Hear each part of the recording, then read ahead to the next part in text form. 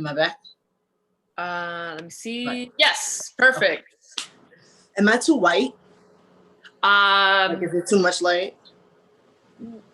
No, I mean it's a little bit you have a little bit of brightness, but it's not too exaggerated. If I turn this off, wait, yeah.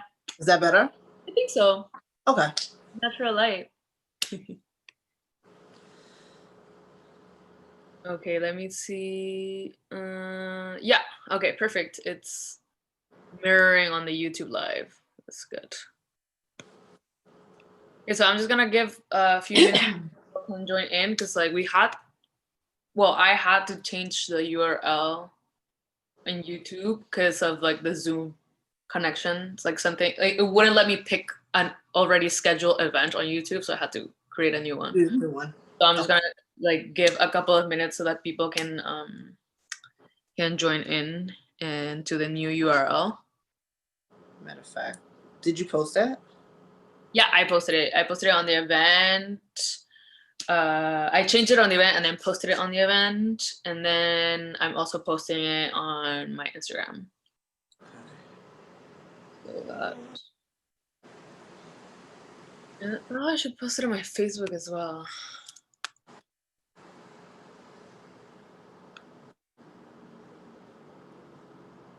How are you doing? It's been a long day.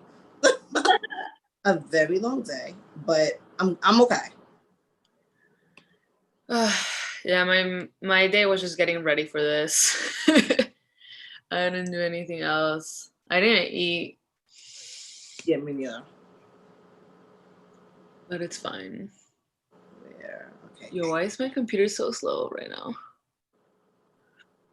It's really giving Windows 98 tease. The YouTube that you have in your bio, is it? That's it.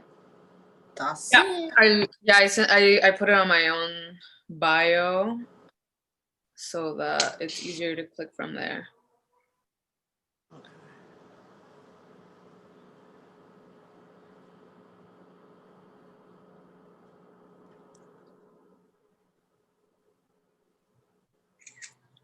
There. Link and bio. Okay, fab.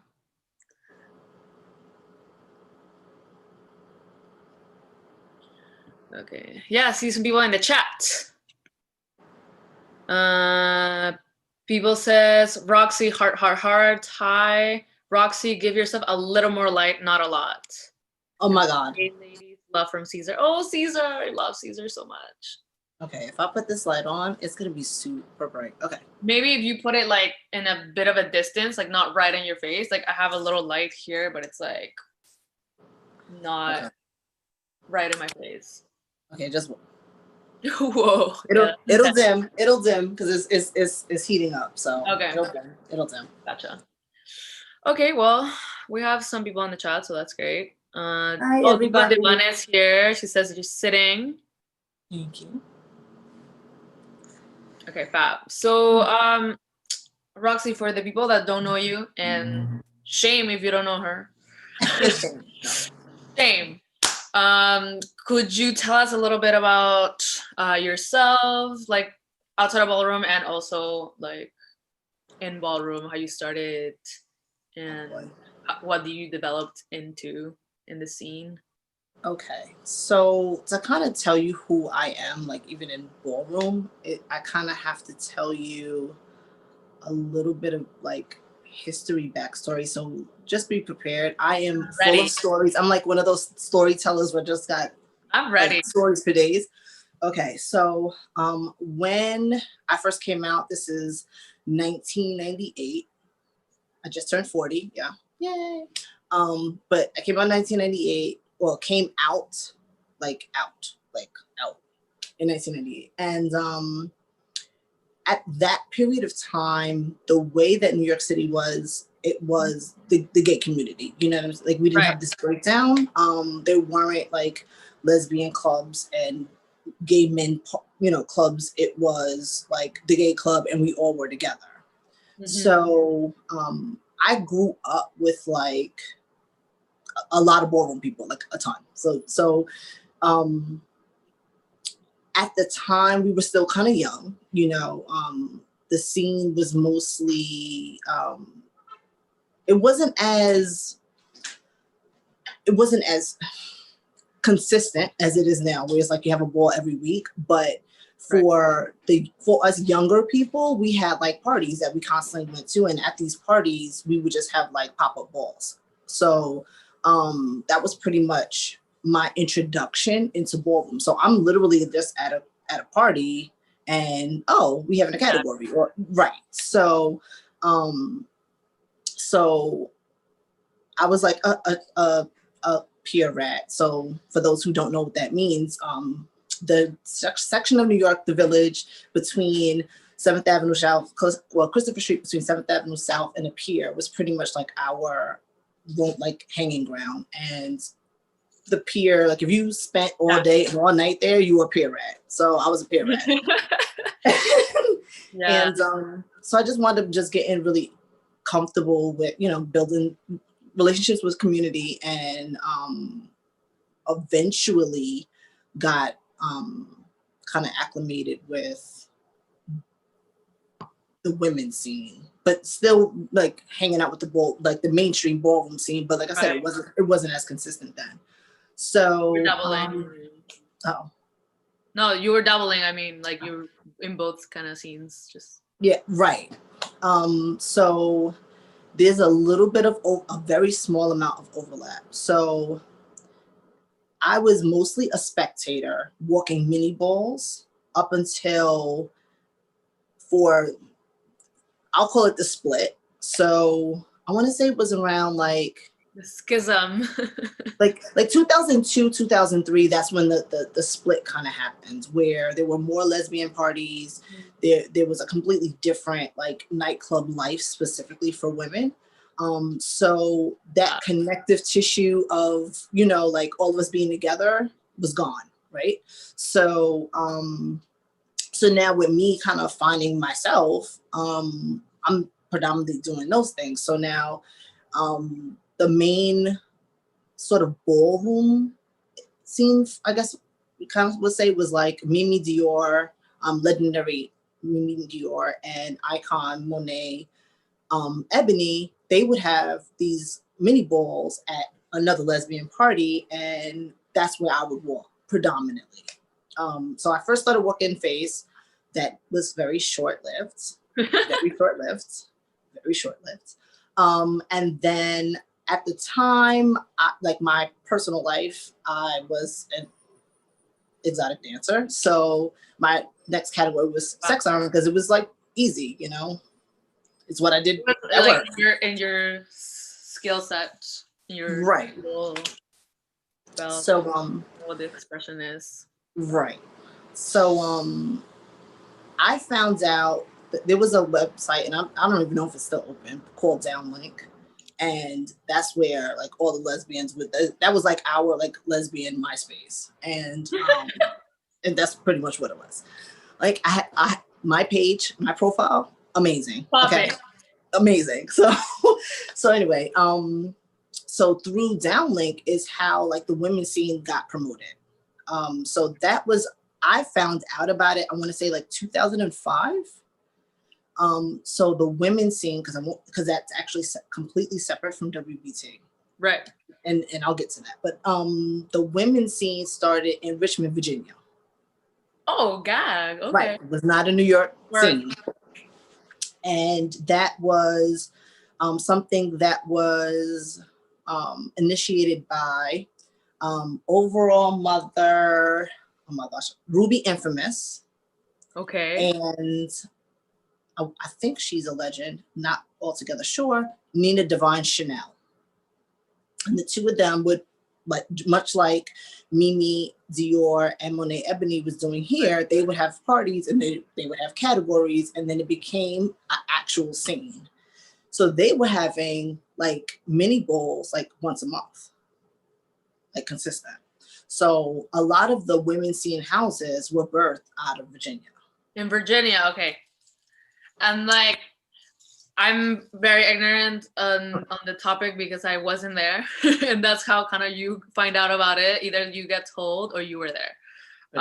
So I'm guessing the houses, no, my question is, are the houses that were active in the women's scene parallel to the main scene, or were they houses that were exclusive to the women's scene? They were exclusive. Okay. And was it on the Kiki level, a mainstream level, or do you have both? I will say Kiki level. Okay. Because we didn't have as many categories, like the grand prizes weren't nearly the same. The amount of people who were walking or, you know, participating or even spectating wasn't the same because it was smaller, you know, so it was much like the Kiki scene. The baby scene. Right. I think the scene took off in a major way once, so my house, but actually, the way the houses were set up, because it was friends who started houses, a lot of houses were brother and sister houses.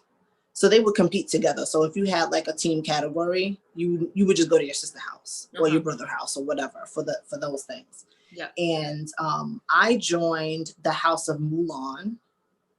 Thumbs down, thumbs down. So I joined Moulin in 2006, 2007. Actually have it written down. Hold on, let me look. For Women's Runway. So. Oh, interesting. Right. So you're like, you were Base, Sex Siren, and now you're doing Runway. Runway. Okay. So I stopped working Sex Siren specifically because I had gotten a job. It was corporate. My life had changed. You know, right. So my position on a lot of things had changed. So right, and I was like getting into plus size modeling. That was way before plus size was remotely where it is right now. Yeah. So it was like a lot of the icons of plus size, like of plus size models, well, like my homegirls, like we were all at the audition together, and we were guaranteed to get big because we were the only people there. So I started working Runway because again, it was in my wheelhouse and wheelhouse. That was the word I was looking for. Perfect. So I joined. Wait, actually, what was first was me joining the House of Con. Oh God. Okay. So, my then gay father, he just randomly invited me to a con meeting, and I didn't know that it was an induction meeting. Like I literally right. I just showed up, and they were like, at the time, my name wasn't Roxy too, just to add to that. Yeah, a lot of things changed in my life. I am very fluid. But at the time, I went by the name Nena. Like that was my name, because that's what my family called me. Mm-hmm. And he's like, Nena, you gotta walk Runway, you gotta walk Runway. So then I walked, and at the time, LunaCon, the icon was, he was New York Mother, and he was like, she's in.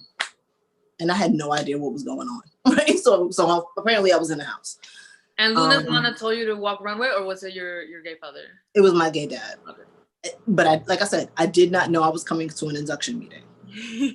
Like I thought I was just picking him up so we can go out to dinner, and that's how things happen. Sometimes you end up in house meetings. Pretty much. So then I was in the House of Con, and that was a lot because it was when I'm all over the place, so forgive me. It was when I realized that there was that drastic separation between the male figures and the female figures. I felt very alienated. Which I never would feel kind of not shifted, kind of cracked in the middle or something, you know? Right. It was this weird kind of like where I didn't feel included, you know, and sort of like I came to a meeting and everybody was like, oh my God, I love you. And then as soon as the meeting was gone, then nobody wants to talk to me. You know, it was like, it was weird, you know? So it didn't stop me from walking because I had bonds with people, but it was just like this sort of like, you have your like clique. Yeah, and if you want to win, then you kind of have to fall, like you have to kind of fall in line with whatever they're asking for. So if they're asking for female figure head to toe, then you can deliver that in order to win. But like it doesn't have to be what you are outside of whatever the ball is. Right. So it was interesting. And then I joined Moulin. I think it was more so having that female camaraderie, you know, like we crave sisterhood, we crave connection, you know. So I really, you know, seeing how the scene in Virginia was going and knowing some of the members and my rapport with them, I was like, I want to be part of this house. And at the time, let's just say Moulin was the fab house, okay? And wait, and it's not to throw shade to any of the houses, but Moulin was the fab house. You know, Moulin was like what were the other houses? Just say it again. Curiosity. What were the other women scene houses? Out of curiosity.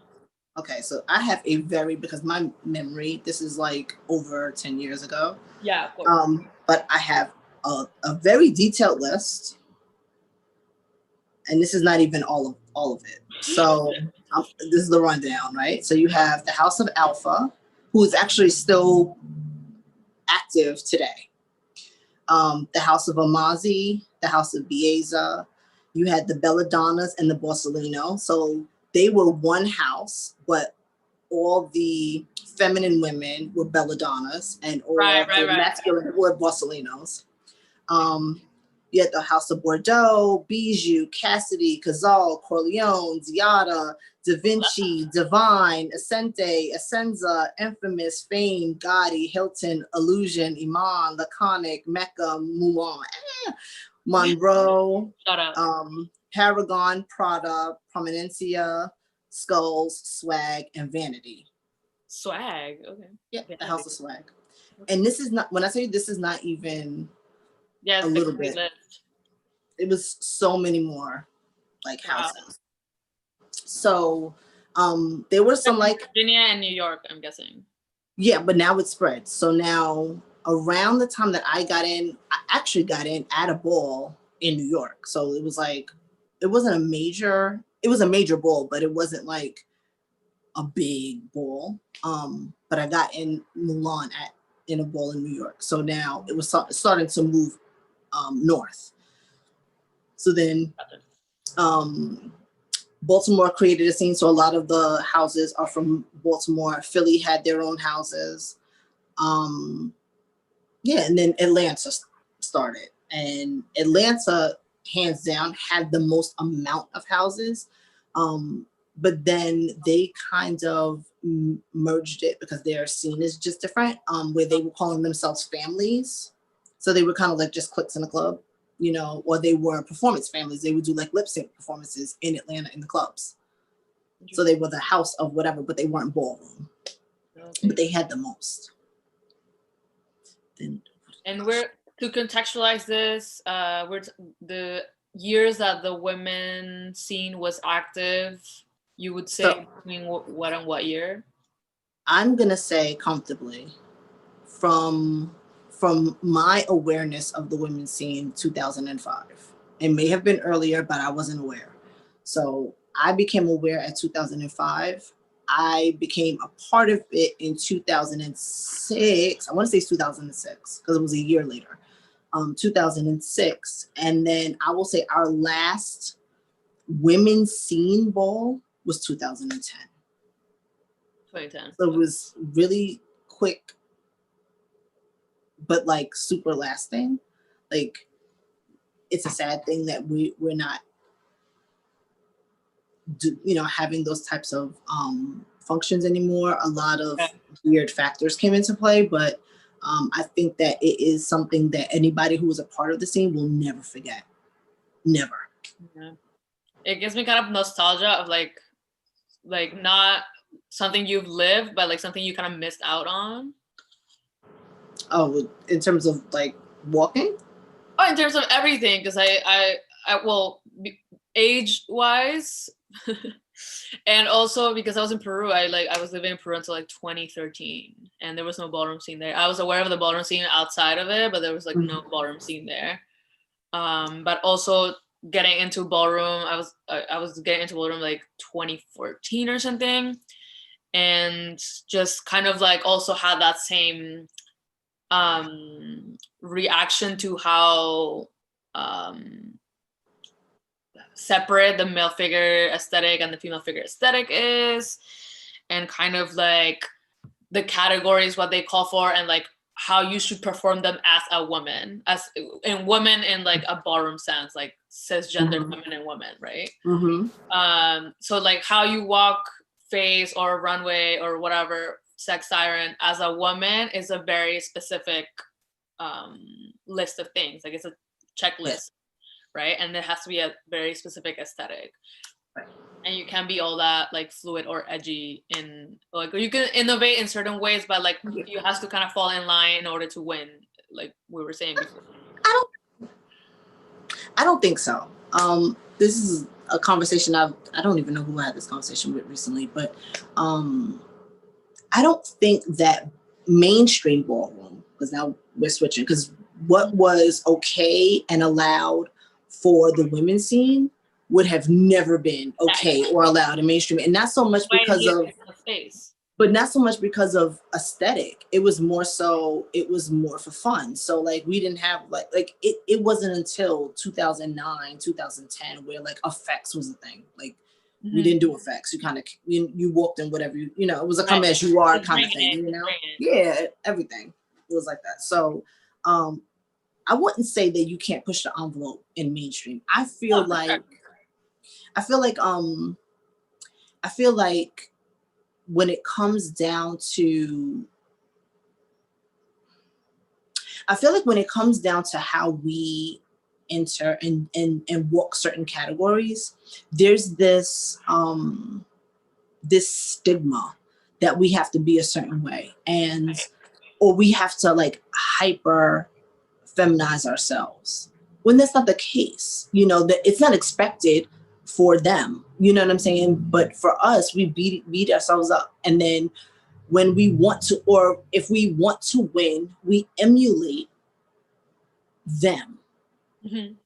And that's what winds up being the thing, where when it comes down to ballroom, it's about how you are changing the face of ballroom. Like a lot of the icons that we are so like in awe of are not icons because they did something based on everybody else's aesthetic. Yeah, exactly. It's because they created their own category. Yeah, of course. Right. It's not even about category. Like even when it comes down to a perfect example, icon Ashley Icon.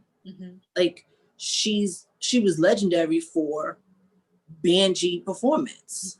So it wasn't this dainty, like hyper feminine, right? You know what I'm saying? So I don't think it has anything to do with whether or not ballroom can accept us not being like super dainty. Like when I came out, I was a straight butch, like Caesar haircut. Like I would have never had one makeup. Like a lot of things have changed. I don't want to talk about my tomboy past, but I get it.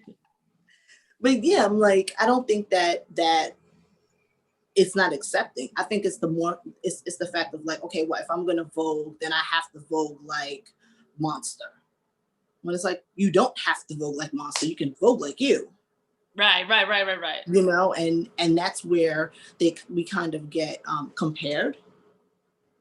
And that's where we will always fall short. Like if you're always comparing yourself to anybody, you will always fall short because you're only you. Yeah. So it's just there's just like some weird disconnect, I feel, in the way that women are organized in ballroom, like the split between women and butches, and then just like the feminine women are just sometimes assumed to be straight or something, and then like there's like just those two options, right? And like there's no like really kind of well, I don't know for sure, but this is the feeling that I got, that the gray area is not as big as like butch queens get to explore like the spectrum of like femininity and to masculinity, right? I don't know if that's something accurate, but it's something that sometimes I gathered from like how women are divided, you know, like cisgender women divided in like women and butches, right? So I hate to say this, but here the butches are dead. We don't. I couldn't tell you the last time I saw a butch, and I'm just listen, just being honest. But we had butch categories like that. That was way more prominent before trans men categories were ever introduced. You know, and they used to be the most participated. Like I remember a latex ball where it was like Butch Realness and like 17 people walked. That's a lot. Exactly. Like that is. And now not so much. I believe there's like a kind of solid butch presence in the Toronto scene. Not so much in Montreal. That's like where I'm based. But yeah, there's more of a butch presence or like a stud presence in the Toronto ballroom scene. But yeah, in New York when I have traveled, I always see them less and less. They're kind of like, I don't know. That's what I said. Ballroom. But I mean, in terms of ballroom, I think that when it comes down to ballroom and categories, because this is another highly talked about topic. When it comes down to ballroom adding categories, they're only going to add categories that are highly participated. So there was a time span when you had like Susan Mizrahi, Jahira Balenciaga, you had Shady Prada, you had Sean Ebony, you had Aisha Prodigy. Like they were campaigning, Jamie Balenciaga too. They were campaigning for more butch categories. They were campaigning for more trans man categories. But every single time those categories were called at any ball, whether it be for money, they were even sponsoring money specifically for these categories, and people would not walk. So I mean, after a while, the promoters are just going to take it off, you know. So I don't like I said, I think that it has to be this merge. Like we're getting to a point, or we've gotten to a point where we can feel more comfortable coming to these ballroom promoters and saying, hey, we want categories for ourselves. They have no problem adding that. And let me tell you why they have no problem adding that, because that is more bodies in the seat. Like if they add another category and 20 more people are going to come to walk that category, that's 20 more people that paid at the door. You know what I mean? So they don't have a problem working with that. So like that's always in my mind. Like what is it going to make more people come? Like should I add like a lip sync category or something to like introduce more people? Exactly. That sort of thing. It's always like strategic thinking and trial and error. Sometimes you have categories that no one walks and you like end up with like a trophy that no one claims and money that goes back into the organization, right? Right, exactly. So it's like I think that it like if we're going to so I don't want to say demands, request. Let's say request. If we're going to request for these categories to sort of open and be accepted, we have to be there to walk them. They can't just be dead categories. Exactly. And that's what kind of bites. Exactly. And I feel like that hasn't been the case. So now ballroom is, like I said, well, I don't think that ballroom is changing. I mean, I don't think that ballroom is negating our request, because women's performance, let me tell you, walking mainstream as a con, specifically as a con, and even as a 007, walking mainstream for Sex Siren, women's Sex Siren, women's body, women's face, and women's performance were always the last category of the ball. And mind you, balls used to start, like they would say the doors open at midnight, the ball would start at 1. They would really start at 2. We would be there till 8 a.m. And like waiting for the category to be called. Right, and I would be asleep somewhere waiting for my category. And makeup melting. You guys put the face, girls. Like that's so rude. It was terrible, but you know, we did what we had to do. So now to look at a major ball where they're putting money and women's performance is the first category, that's huge. But that's because look how many people come out to walk women's performance. there's going to be a show. It's not going to be dead space. You know, there's a lot of categories that have like over the years just disappeared. Nobody walks it, so promoters just stop using them. And it's until people are participating that any of that is going to change. So it's even hard to even have like a discussion about whether or not they want to see a feminine aesthetic or a masculine aesthetic, or, you know, can I be fluid in who I am when if nobody's walking the category, there's no conversation. Yeah, that's true. So. Speaking of categories, would you tell us a little bit more about the categories that were exclusive to the women's scene? So actually in the women's scene, there were only, the main category that was completely exclusive was Switch. So Switch was the category. Switch was definitely like the gag factor category of the night. Everybody was waiting for this one. So Switch was a category where they would tell you, would bring it at like they would give you a theme, you know, like a regular effect. You would bring it as whatever your day-to-day presentation was, and then come back as the feminine flip or the masculine flip to that. So they would have it where maybe, you know, for me as a femme, I would come out as a cheerleader, and then I would have to come back as the quarterback. Right. And but Switch is a realness category.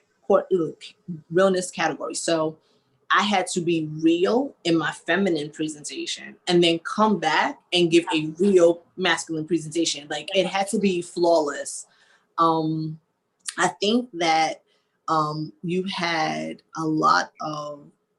So it was the girls who had like amazing faces, like they were drop dead gorgeous and had like super like bombshell bodies that came back as Butch. My goodness. That came back as Butch. Sorry.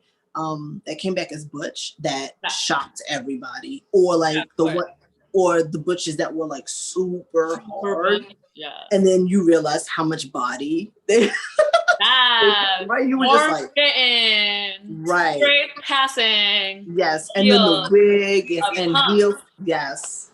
And then they would walk in the heels like so flawless and so effortlessly. And you were just like, wait, do you do this at home? You know, like, those are the bane of my fucking existence. No shade, but I still wear them for the picture. But yeah, no. Back to the Switch category.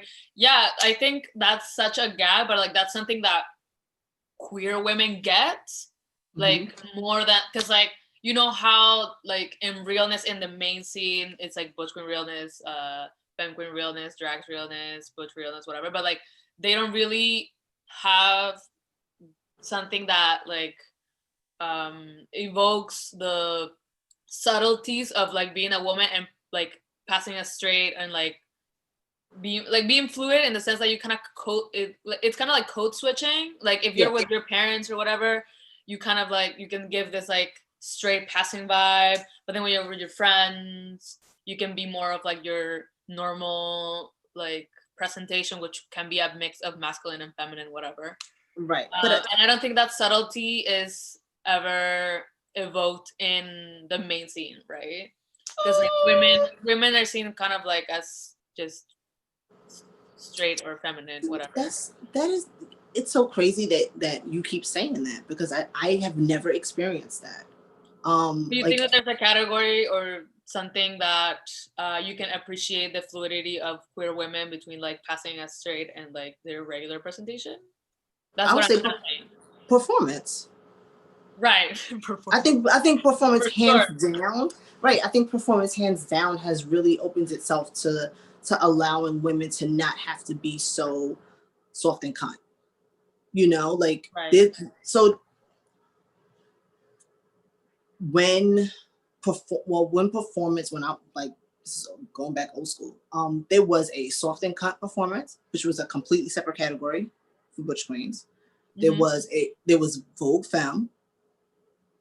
and then there was dramatics. It was Right. completely different, right? So now when it comes to women's performance, they just expect you to be in your costume. Like they're not asking, you know, like think about Spider Ninja, you know, like her presentation has never been dainty and super feminine, you know, but right. I mean, and to be more of a butch or something. Right. And because of that, no one's ever said, you know what, if you're gonna walk away, you have to, you know, you have to be pushed up and out and your hair has to be relaxed and you have to no, that has never been sort of demanded on her. So Shout out to the butches that walk all the way.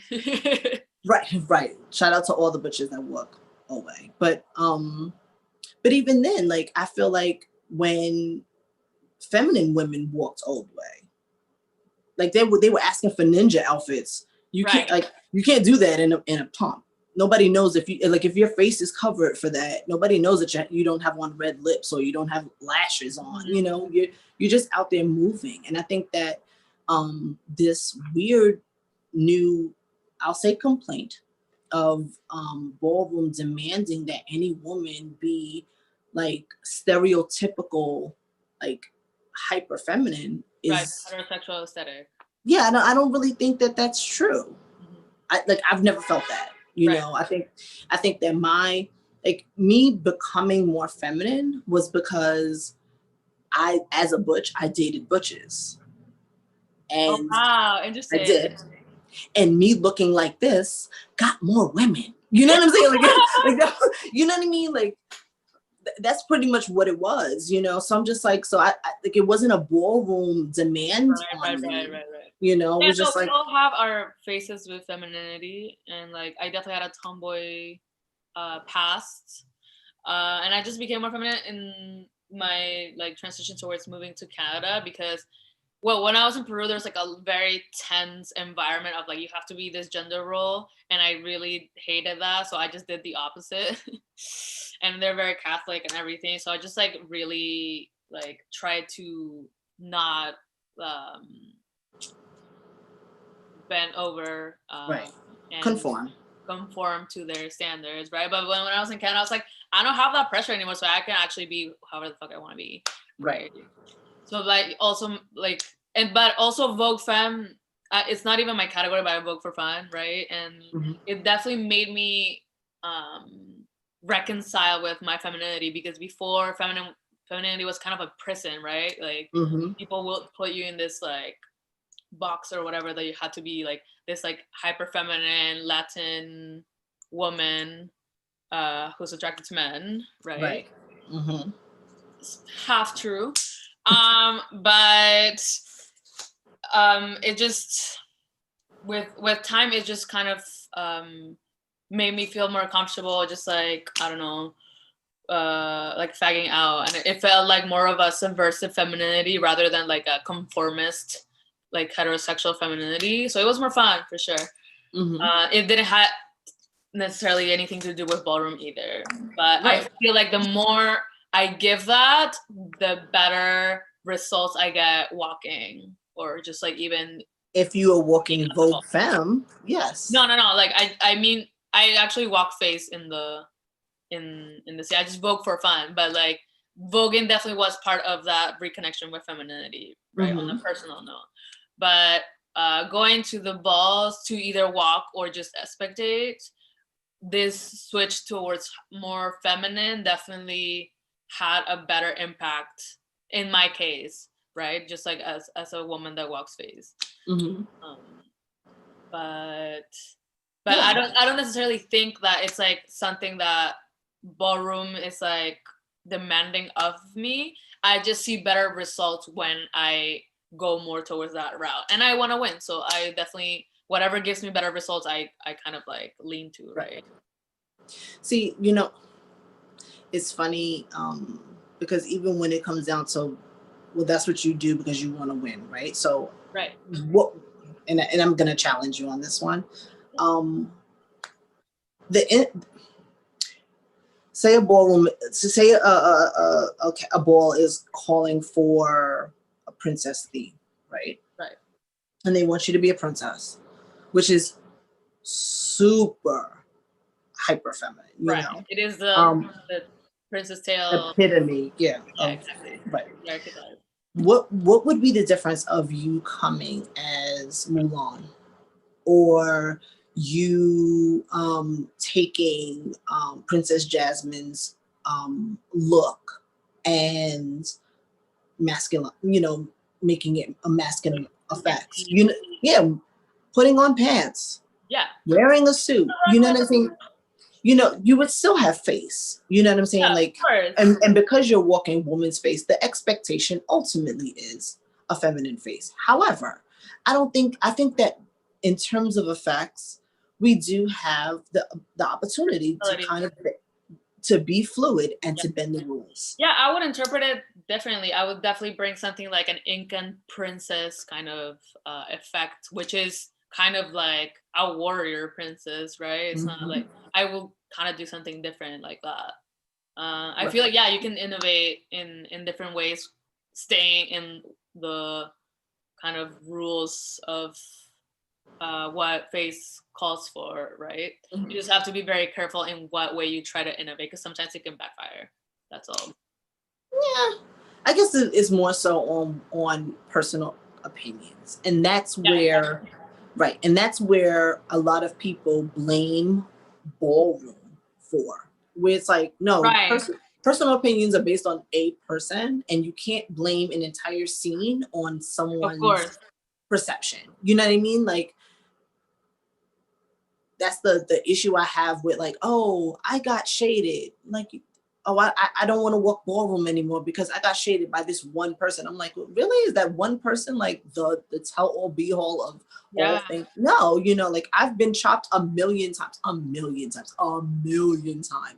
you know, and I just keep going because it's fun for me, you know, and I'm looking at it like, right. But like, it's fun, I've been chopped too. It's fine. You learn from that. Actually, you learn more when you get chopped. I agree. A lot of people get very highly offended, but I think it's more so you realizing that it is a personal opinion, and someone's perception of you does not make you. Right. You know what I mean? Like, you still wake up, you still got to go to sleep that night, and you're not. I hope that no one is like going and saying, oh, they don't like me, or they don't want me here because I'm not this, their perception of what they feel I should be. Like, you know what I'm saying? Like, I feel like if you are confining yourself to someone else's perception, then you kind of erase the whole concept of pride to begin with. You know what I mean? Like, the whole reason for all of this is just about self-expression, and this is who I am.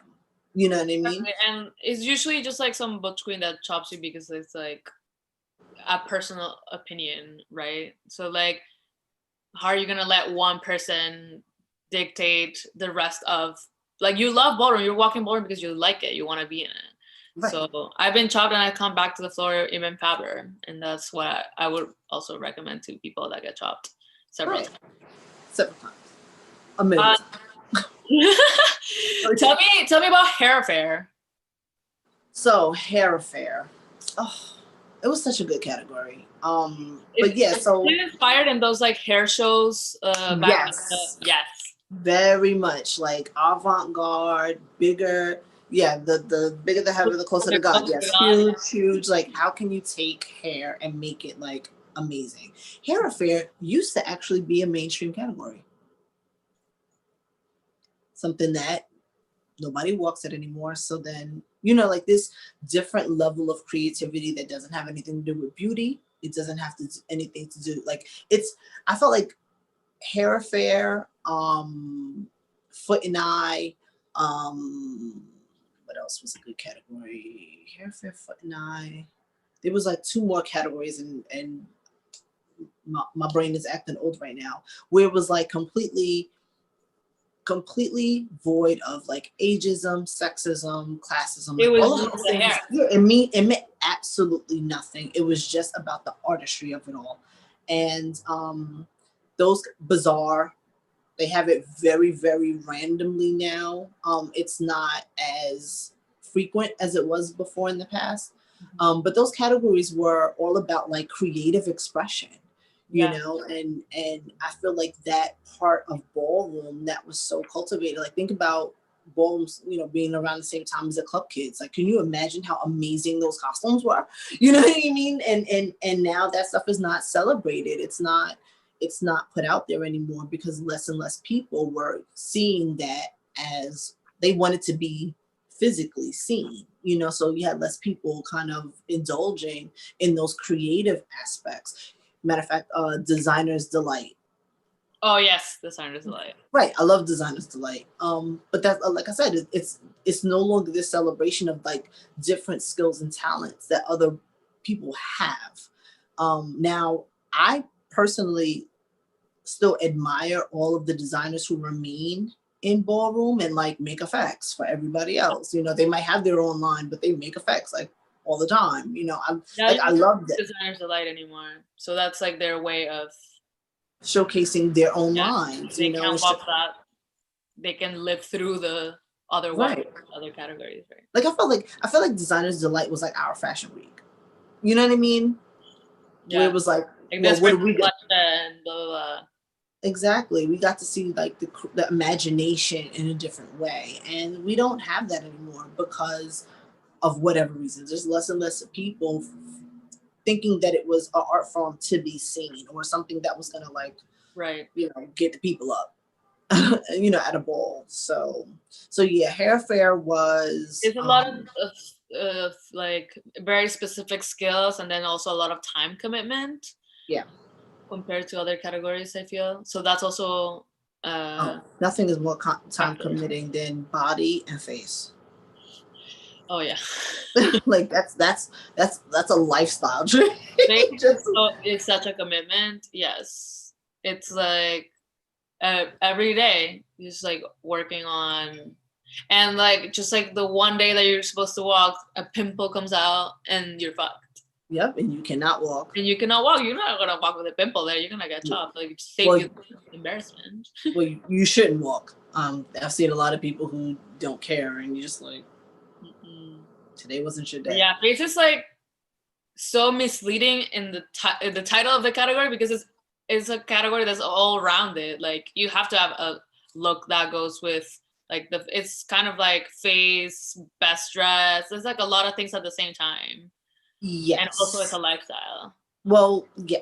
So face as a category was emulative, and I'm saying original. And if I am wrong, if somebody else is gonna, you know, that's fine. This is my perception and whatever. But face as a category is brought on to the craze of like the Vogue magazines. So it was like you wanted to be that cover model, you know?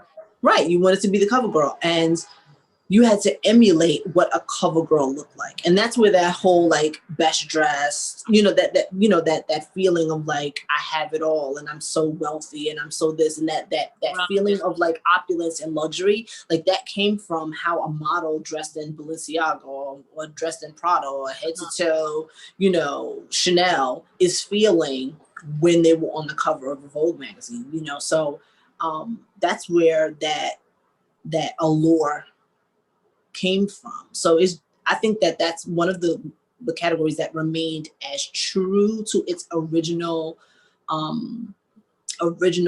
creation concept. Yeah, like that.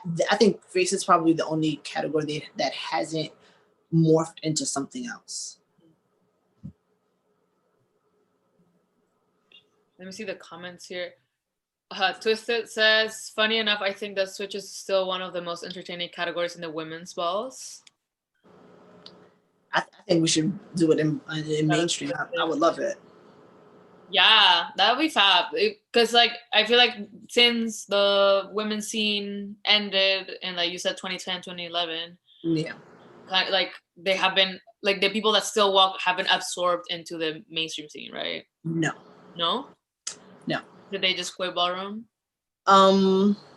So how can I be PC? I'm not gonna be PC. Don't.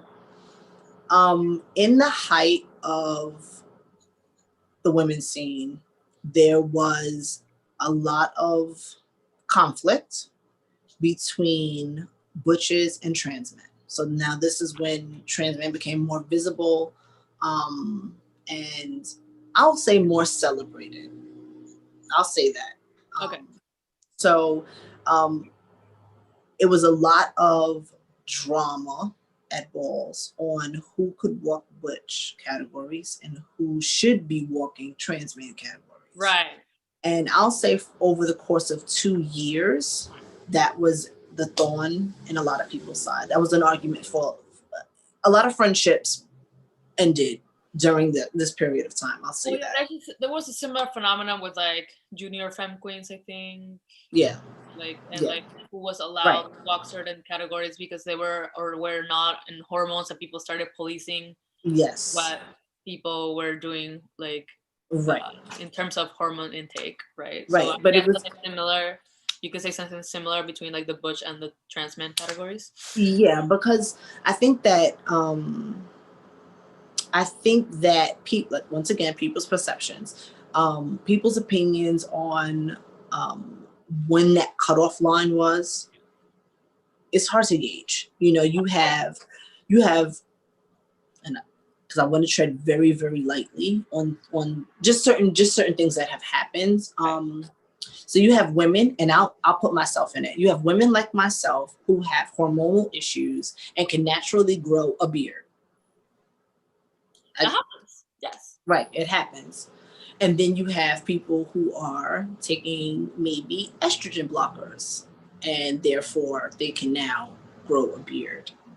And then you have others who are now in chemical transition. So there was no, like, it's hard to say, well, this is what you are, so you go here, and this is, you know what I mean? That you having a beard does not really tell exactly what you are in terms of ballroom genders, because you could be like someone that has a hormonal thing, or you could be in like taking testosterone. Like it's hard to police, and like you would just kind of just leave it up to the person to be sincere about where they are. Right. But and also, it's like you have an advantage if you are taking hormones. Like you look realer because you have the help of hormones. So that's where the problem. Right. So it was bad because it wound up looking outsider view looking in, as if there was this expectation for ballroom to police how people live their lives, and it caused a ruckus. It was a thing. Okay, so it was a huge thing. I will honestly say that was probably the last time that I saw frequently walked butch categories.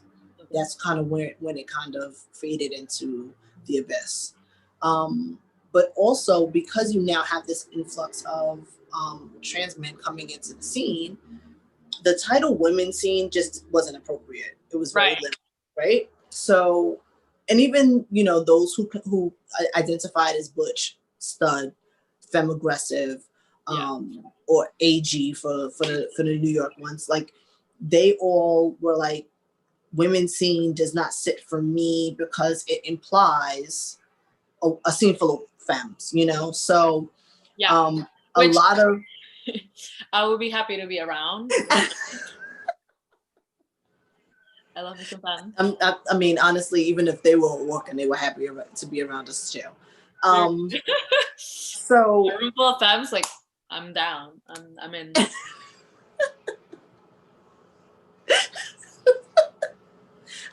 Campaigning. Literally, a room full of femmes. A room full of femmes. So it was what it wants. So there was this sort of initiative to be more inclusive and to open our doors and open the categories to involve more than what mainstream allowed, right? So I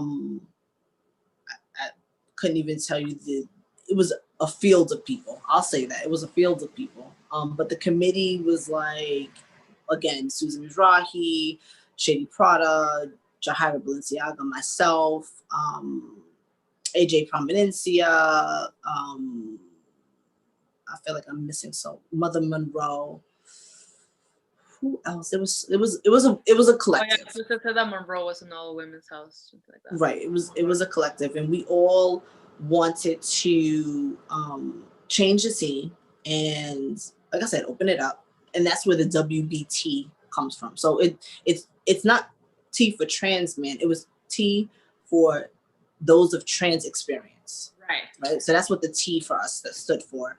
And women, butches, and trans experience. Yes. So we wanted to be inclusive, like inclusive and not exclusive. And we wanted to organize, right? So we had, a mission statement, and we wanted to like be able to co-sign balls, because a lot of people in different areas were doing like pop-up balls, and they weren't really, in the, because in the time that the women's scene got hot, you had Butch Queen ball promoters now doing women's scene balls, but they weren't using the right terminology, and the expectations were not the same. So we wanted to we basically wanted to unionize and kind of get our shit together and say, this is how we're going to present, and this is what it's going to look like. Legit, or like whatever. These are right. not. Create categories and change this, change the narratives, like allow for what does femme aggressive face look like, Exactly. So we had, that's what I was gonna try to get into, so I'm glad you did the segue, because we definitely had breakdowns for all of those things. And unfortunately, and I'll say this, and this is probably the truest that I could be of myself, I feel like ego killed the scene. I feel like on a mainstream participant side, the thought process of trying to hold on to mirroring mainstream didn't allow for a range of expression from the new scene. And then as a woman scene walker, I feel like this need to hold on to nostalgia didn't allow for it to expand into something else. So now you had people's opinions, and they were gauging how people should be based on mainstream standards. And then you had who was like, I don't want to adhere to mainstream standards, but I also don't want to change where I am. I don't want to see where this could potentially go.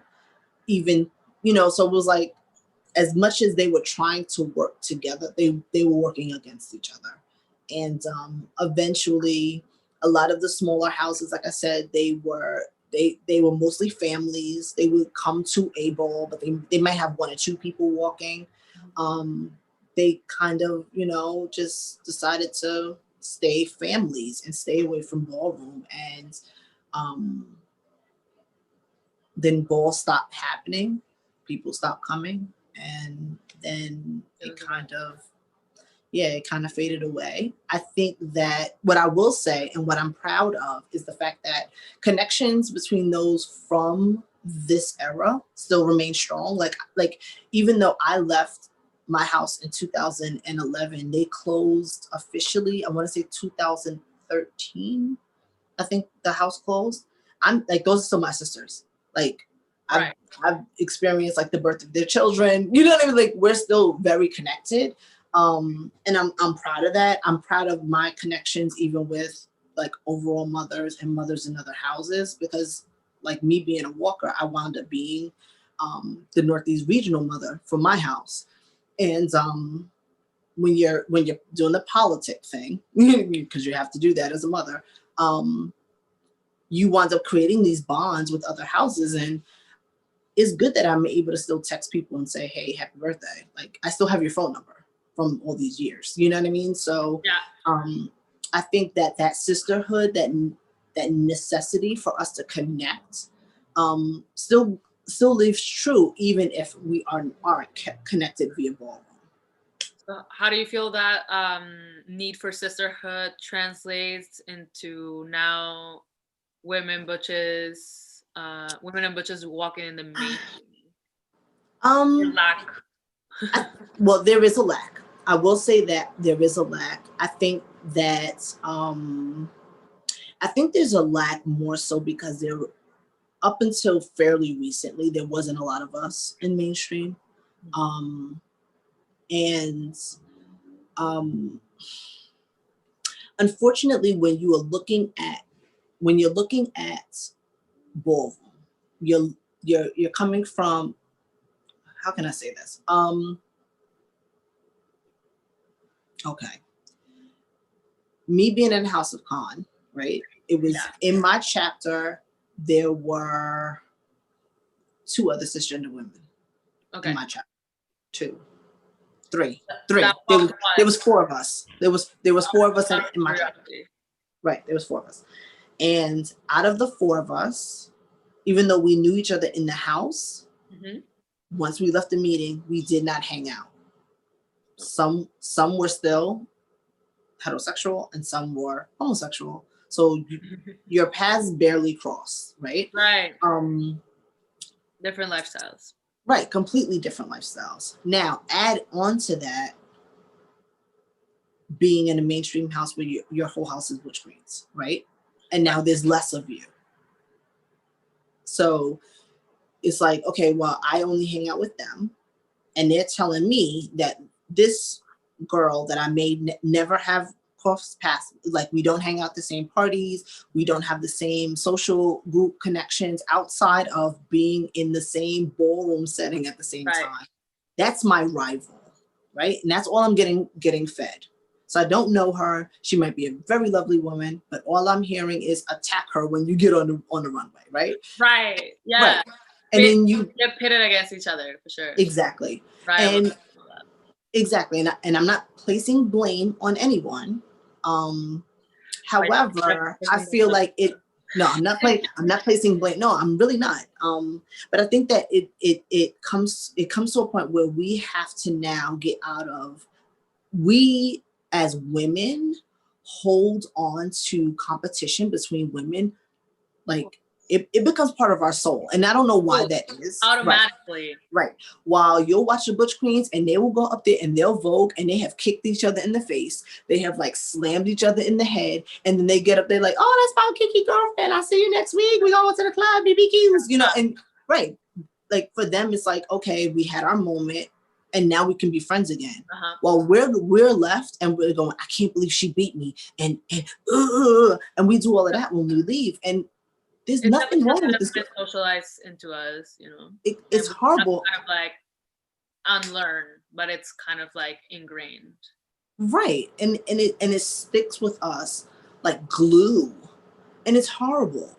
But it's us. You know what I'm saying? Like I said, I'm not blaming anybody, but it's us. So that's why I'm like, when it comes down to the women that I see in ballroom, like I go out of my way to like salute them. Right. Like any woman who can vogue, okay, hats off to you. You're amazing, because I can't do it. I have seen myself vogue. It is not pretty, and trust me, I it's not pretty. It's out of curiosity. No, it's not pretty. It's not something that I can do. However, like I salute everybody. Like, of course, I would love to walk face. I am not a face girl. Salute to all the girls. I'm gonna tell you that you're drop dead gorgeous. I don't want you to ever feel like someone is not cheering for you. Like another woman in this scene is not cheering for you. And I feel like, me personally, I get that from being in the women's scene, because we hung out. Like we would go to the ball and we would destroy each other, and we got all the trophies and you didn't win, and ha. Hey, we going to the club. What are you wearing? Because I want a match. You know what I mean? Like we had a different camaraderie. Like in our little Kiki scene in Montreal, we have built a little bit of a sisterhood bond, regardless of house affiliation, which is nice. But I do feel when I walk elsewhere, the pitting against each other, the comparisons always happen from my end and from other people's end. They just kind of like, not force it, but they just kind of like create this environment in which it happens, right? Mm-hmm. Right. And I don't think it's necessary. I think that we should look at ballroom as a competition. And yeah, exactly. the biggest place to learn is not even so much in your losses, but it's also in your competitor. And if you are always seeing this person as someone you want to stay away from, you learn nothing, because what is making them win, you have to be around them to learn. Yeah. You know what I mean? So like, I would rather us be friends, but, and mind you, like this thing of like, oh, well, you're going to learn my trick is weird to me. Like I said, it goes back to, there can only be one you. There can only be one you. So if this is this one thing that you do well, then you only you can do well. Like, if I don't have face, and I want to know how you cleared your skin so that your skin is porcelain, like you telling me what cleanser you have is not going to automatically give me face. You know what I mean? Exactly. So there shouldn't be that weird tension. Yeah. It's like, oh, like she's gonna see what my like little tricks are. Then like when we compete, she's gonna have an edge over me. There's like a constant paranoia, I feel, too. Yes. But we have to focus on learning that. Like my biggest face rival, we kind of like came into the ballroom scene at the beginning of the Montreal ballroom scene at the same time, and we are very close friends. Like we kiki all the time. When it's time for like, when it's business, when it's like competition time, right? It's competition time. But like once the ball is over, it's like we're really close friends. Shout out to Cora, love you, wifey. And right, exactly. They're back on the floor because like I usually like commentate, host, or judge balls in Montreal. So like we rarely get to like walk against each other anymore, because we're always doing something at the ball, so we don't end up walking. But I see you at the back on the runway, Cora, sometime. Right, exactly. And that's how it should be. Like, girl, I got you next time. And then that's it, you know? You stab me, I'll stab you next time. That's it. But I also feel like, as much as houses may be, you know, as much as we're being told who our competition is, we also need to recognize that in this scene, they outnumber us. Yeah, absolutely. And that you need all of the support and all of the love and all of the care that you can get. So this person can only be a rival for like 15 minutes. You know, like once they say grand prize, okay, I need you to help me unzip this. You know, like help me. Exactly. You know what I mean? Like That's exactly what we did. Like when the Montreal girls travel to Toronto, walk mainstream balls. It's given that like we're in different houses, but there's like, yo, sit me up, look, help me with my lashes, hold my shit, whatever. Exactly. And we help each other, and it doesn't take away from we also have to compete. Like we can draw those lines. So that's what I'm saying. I think that it's more like I said. I think a lot of blame is put on ballroom, right? You have this huge globe, and it's like, but it's each individual person that makes ballroom. So I tell people all the time when they're expecting some sort of change, like just be the change you want to see. Like if you're still sitting around waiting for 80 other people who don't know who you are to now shift their thinking in order to make you comfortable, it's not going to happen. It's not going to happen. Like if you want more of this, you have to go out and ask for more of this. Like I think that even when it comes down to the thought, how we lower ourselves and kind of cower when it's time for us to want something. We kind of like do this kind of like, oh, maybe, no. Right. Come in bold, like be bold and say, this is what I want. And you don't have to be aggressive, right? You don't have to be aggressive, but saying that you would like something or you need something to for a situation to be better doesn't hurt anybody, and a closed mouth doesn't get fed. Yeah, exactly. And I hear a lot of like, oh, like ballroom should be more inclusive, they should create this category, and it's like kind of like they're thinking about them like themselves as a separate category or a separate gender or something. It's like it feels weird because it feels like you haven't really walked the walk yet, but you want a specific category catered towards you, and that doesn't sit right with me. I think in terms of creating new categories, this feeling of gender representation or sexuality representation is unnecessary. I think that Ballroom has made conveniences, and I say this all the time, open to all means open to all, and everybody under this umbrella is all. Like you do not like when they say open to all Sex Siren, regardless on how you identify and who you sleep with at night, if you think you're sexy, hit it. You know what I'm saying? Like, persona, you're not the person that you're on the runway. It's like a role, an actor's role, you know, like this. Like drag. I'm gonna be a sexy cowboy or something. Right, you're not a cowboy outside of ballroom. But like, just play the role, you know, like, you know what I mean? Like, play the role in the best of your abilities and give it your flair. Like, what would you look as a sexy cowboy? Right, exactly. Right, however that is, you know, whatever that looks like to you. Exactly. I think that, like I said, I think that in terms of making spaces, people don't see the spaces that are there, and they don't utilize the room that's already present. Exactly. That was the reason why a lot of women stopped. A lot of reason why the women's scene didn't, you know, flow back into mainstream. It's like, oh, well, there's not enough women's categories. I'm like, there's open to all everything. Yeah. Like, fashion has never been women's fashion. I have never walked a woman's best dress. I have never worn a woman's label. There's a male figure best dressed, but yeah, but most of the time they're calling it under open to all. Yeah. You know, so I'm just like, I don't think that. I think open to all is very.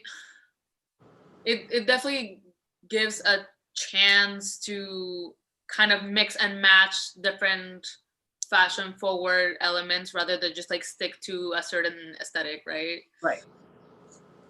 And I think that even in terms of like like identifying what drag looks like. Right? Yeah. So perfect example. And I'm gonna start a feather. I know bullshit. Give me 1 second to bring my charger because this computer's gonna die. Don't die. But I'm listening to you because it's close by. So I think that and like I said, I'm gonna ruffle some feathers. Like, we have drag Realness, right? Yeah. Like, I've never seen a drag king walk drag Realness. Why not?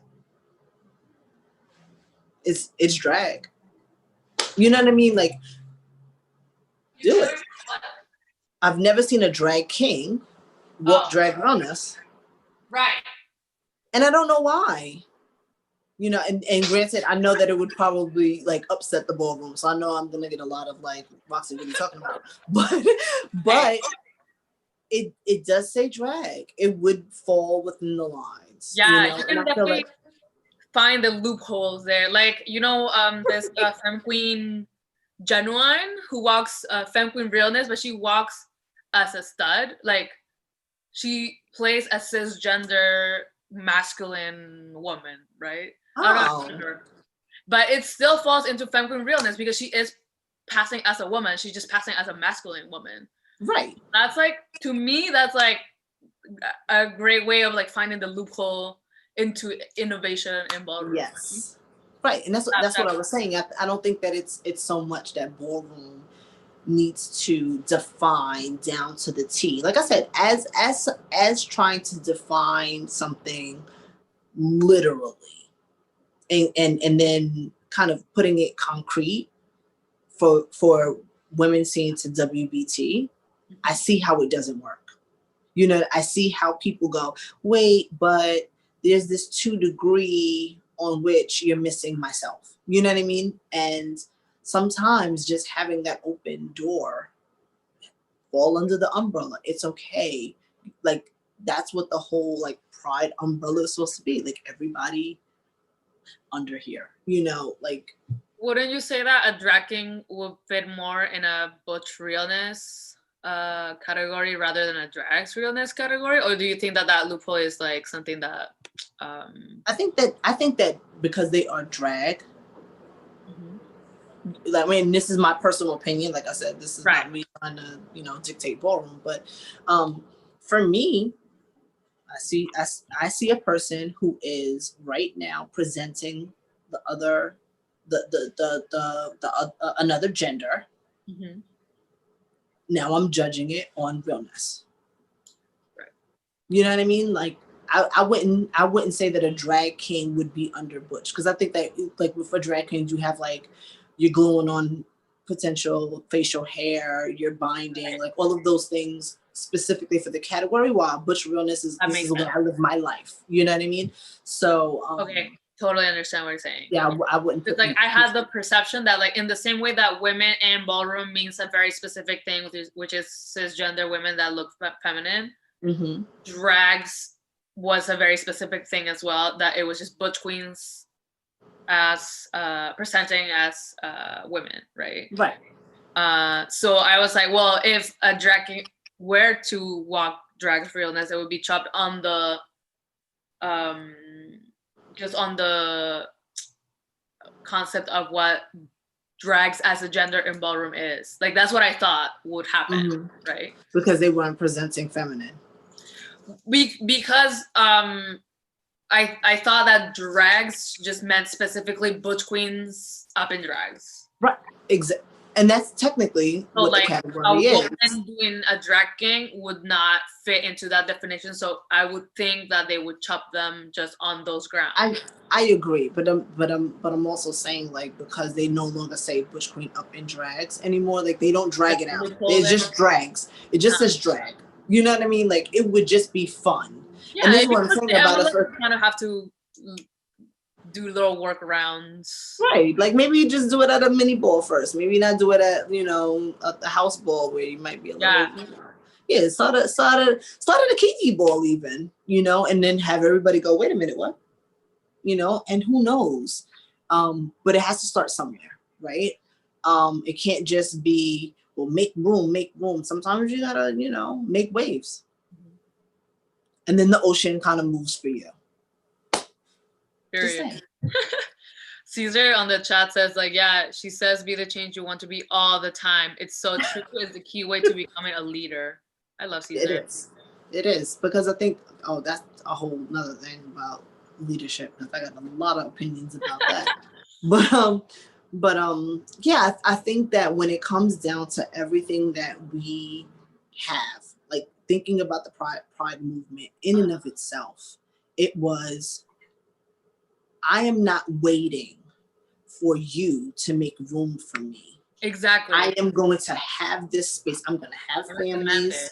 Right. I'm going to just do it. I'm not going to wait for you to say, oh yeah, by the way, you can do this now, you know? And that's the beauty of ballroom. It is that pure, self-expression as an art form that makes ballroom so amazing and so powerful. And that's why I wish that there were more women, however way they identify, included. You know, I wish that they wouldn't be, you know, looking at them as a 1% of anything, you know, and saying, well, you know, this doesn't 100%, you know, fit me, you know. I feel like, listen, and Caesar will tell you this because he's probably laughing in the chat now. But he will say, I tell people all the time that this is my drag. I do not look like this. Like this is my drag. Putting on the woman, the gender woman of ballroom, putting it on is a whole thing. Right. I don't look like a ballroom woman. I don't look like this. I didn't look like this when we tested this. I'm with sweatpants and like the skin is still sitting, but like I'm like a feminine entity, very like not what I present. Oh, I look like somebody's great aunt. Like I look like auntie.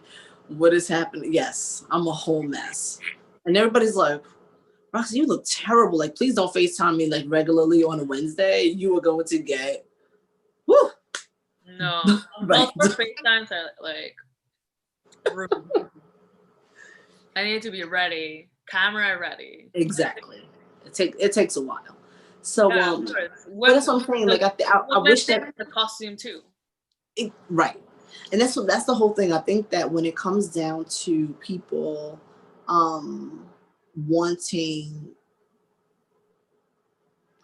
a piece of something, I think that there has to be, like I said, there has to be a sense of conformity. This thing has been happening forever. Like, I feel like ballroom has always happened. Like in some form, in some place, somewhere, ballroom has always been happening.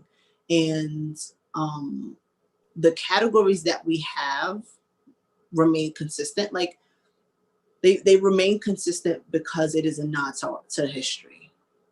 Exactly. You know, and it's like every ball kind of like reminds you of the legacy of where it comes from. Exactly. You know, like Butch Queen Realness, like Realness as a category, I can't stand it. Like I can't.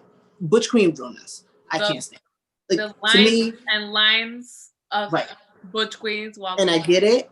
Listen, I get it, and I understand the honoring of its necessity, right? Yeah, exactly. My issue is the fact that we live now today in a day and age where we are very visible. Like, we don't need to pass anymore. You know what I mean? So it's like, do we still need this category? However, I think that it reminds you at every ball that there was a time where this was exactly, which is why this was vital. This was life or death. Realness so much. Right. So even though that is my time, if my brothers are not walking this category, this is my time to go to the bar to get a drink. Yeah, I mean, it's also, I feel like a split kind of view, because on one side I do find that, like, in my experience in North America, then you can be more visible and you're not necessarily like gay bashed automatically.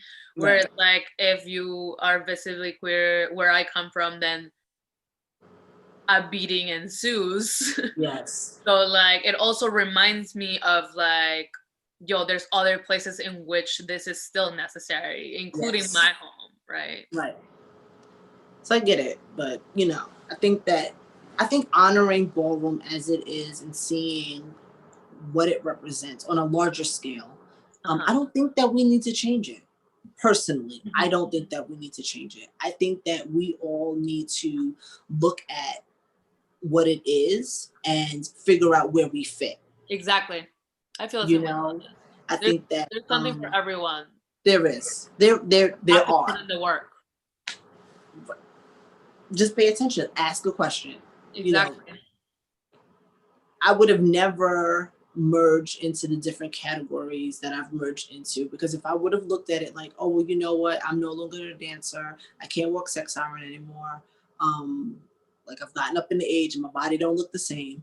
Well, then I have to retire. I can never walk ballroom anymore because now there's no place for me. No, I found a place. Yeah. I just moved to a different category. And then I was like, well, you know what? With all the people coming up with Runway, like, let me say something. I never wanted to battle Diva Devana. Like, that was my thing. I never wanted to battle her. Like, no, I don't want that embarrassment. Like, it's time for me to retire. Like, I'm not walking this anymore. Like, I'm not doing this anymore. Like, my sister is amazing. You know, so I'm just like, I'm just gonna stop. And then I said, well, I have to find something else, because I loved the scene so much. And I saw so much creativity, and I saw so much possibility. I mean, I think about my friends, like the people I grew up with, who have like whole businesses and like professional careers based on their time in ballroom. You know, like the stylists and the models and, you know, hairstylists and makeup artists and designers. Fields, for sure. Ballroom exactly. Is an elevated version of myself. And that applies in different aspects of your life. And that to me was the thing that I wanted to remain connected to. And being a young person in ballroom, well, formerly being a young person in ballroom, trying to find yourself, and you don't realize the possibilities. At first it's just fun. I love to Vogue.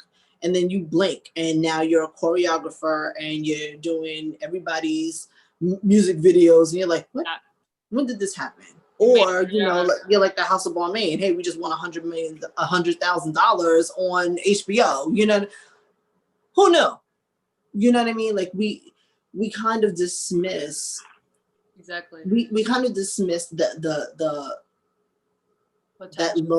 low buzz of whispering from ballroom saying you can be greater. This thing that you love to do maybe is your purpose in life. Like this is the thing that's going to get you and propel you to the next level. And that's why I love ballroom. I can never leave ballroom. Yeah. I'm gonna be 85 years old. It's gonna be wheeling me into the ball. Yeah. Oh my God. Your LSS on like a walker. Hopefully, then it'll be like it'll be floating, so I could just float. Right. That'll be over. So, what do you feel is that we can do as women and also butches of the scene now, like in the main scene, to kind of like honor that like legacy that the women butch trans scene left? Keep going. Keep going. I think that I think for anything to be, in order for you to honor anything that somebody else does, you have to, one, keep them in honor. Like I have a list, and this is gonna sound crazy to you. I have a list of 240 women butch and trans men mainstream that have contributed over my years of ballroom. 240. You would never know there was 240. And I'm going up to today. No, that's archivist work for sure. Right. So when you look at it and you go, wait a minute, there's not enough of us. What can we do to keep it going?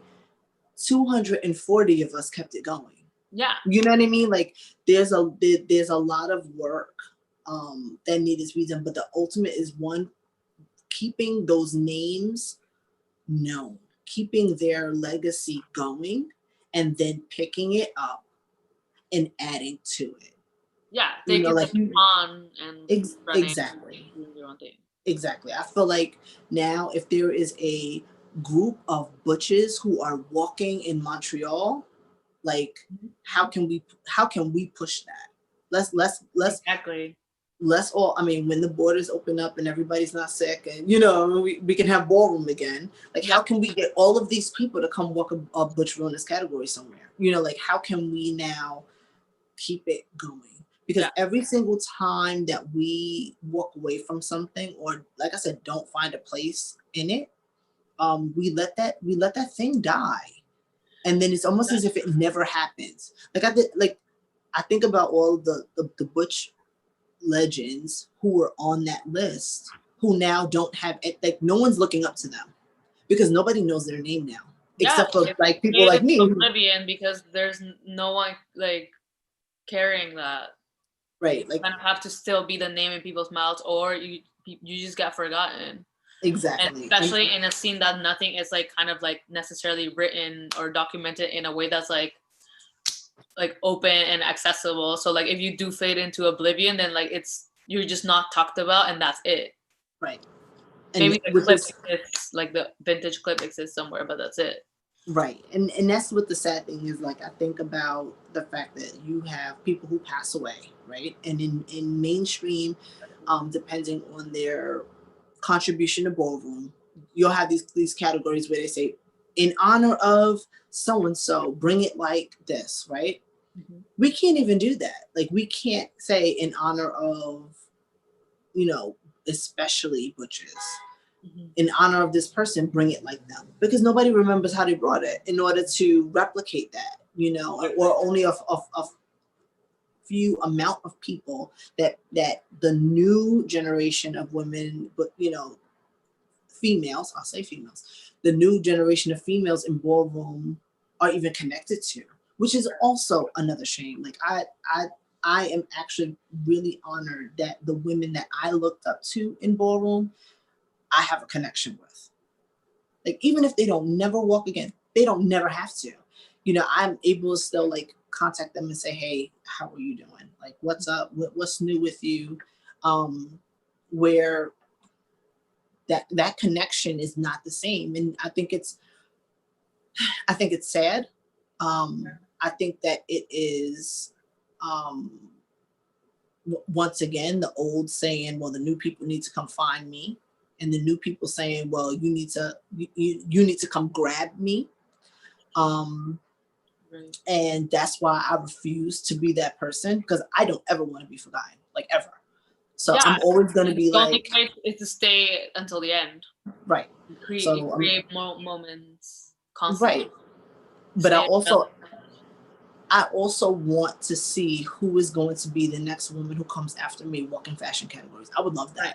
Like, I'm going to grab her, like, I'm going to be like, this is going to be my new little baby doll. Like, she don't even have to be in my house, but I'm just like, I want to see who is looking at my example and going, I want to be like, Roxy, well, come on, let's do it. Let me show you, because that's the passing down. Those are the things that need to happen. Like, if you're not walking in, like, even, you said, well, now I'm commentating and I can't do whatever. Like, well, grab a new face girl, make her your new friend. How can you, even though you can't walk against her, how can you help her get to her next place? That's what's necessary, regardless of anybody's identity. It's like, who else can I grab, And, yeah, exactly. There's a lot of that, especially in scenes that are just starting, because you kind of want not to be, you kind of want it not to be the same people all the time. You want new people that like fall in love with ballroom as much as you do, and like just kind of like guide them into just what the 101 is, and like if you see their potential, you see it for them,